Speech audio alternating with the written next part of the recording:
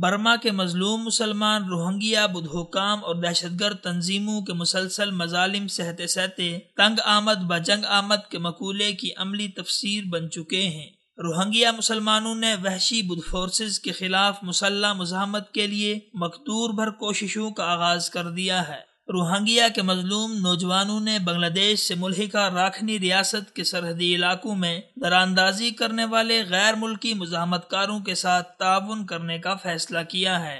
اس سلسلے کی پہلی کارروائی رواں ماہ کی 9 تاریخ کو عمل میں آئی ہے۔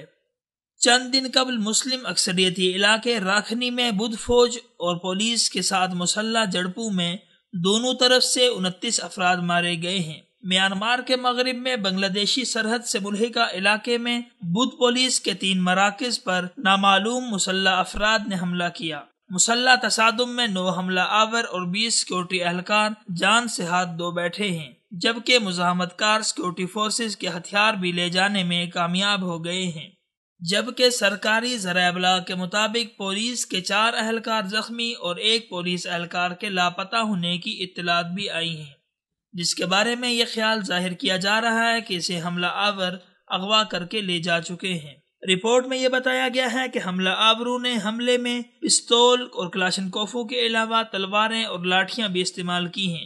میانمار کے وزیر اطلاعات کے ایک ذمہ دار نے غیر ملکی ذرائع ابلاغ کو بتایا ہے کہ پولیس اہلکاروں پر حملہ 9 اکتوبر کو مقامی وقت کے مطابق دوپہر 12 بجے ہوا ہے۔ حملے سے قبل مزاحمت کاروں کی بڑی تعداد نے پولیس کے پہرے میں اسلحہ ڈپو پر دھاوا بولا، جہاں سے وہ 21 پستول اور کلاشنکوف سمیت 10,000 گولیوں پر مشتمل اسلحے کا ذخیرہ اٹھانے میں کامیاب ہو گئے۔ مزاحمت کاروں نے اسلحہ ڈپو کے محافظ پولیس اہلکاروں سے جھڑپیں بھی کی اور دیر تک مقابلہ کرتے رہے۔ سرکاری ذرائع ابلاغ نے پہلی معلومات میں یہ دعویٰ کیا ہے کہ حملہ آوروں کا تعلق ملک کے مسلمان روہنگیا نسل سے ہے۔ 13 اکتوبر کو میانمار کے سرکاری ذرائع ابلاغ نے بتایا کہ مسلح جھڑپوں میں مارے جانے والوں کی تعداد 29 تک پہنچ گئی ہے۔ تاہم ذرائع ابلاغ نے دعویٰ کیا ہے کہ گرفتار ہونے والے حملہ آوروں سے کی جانے والی تفتیش کی ابتدائی معلومات سے پتہ چلا ہے کہ حملہ آوروں کا تعلق ملک کے مسلمان روہنگیا نسل سے نہیں بلکہ بنگلہ دیش سے تعلق رکھنے والا ایک گروپ اس میں ملوث ہے۔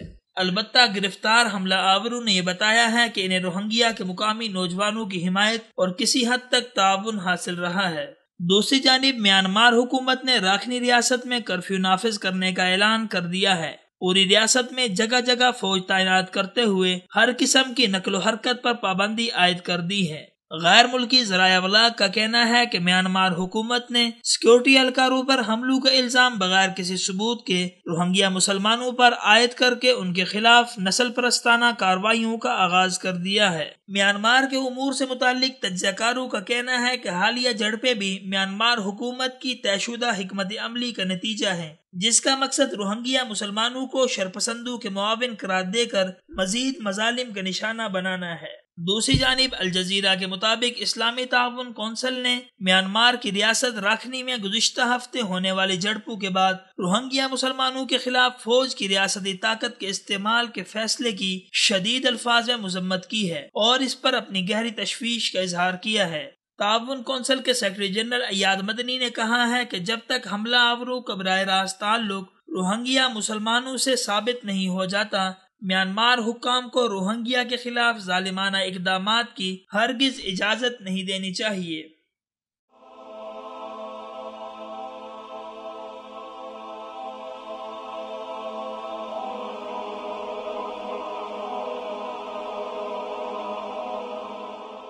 ایمان کی کرن، ہدایت کی شمع، رسالت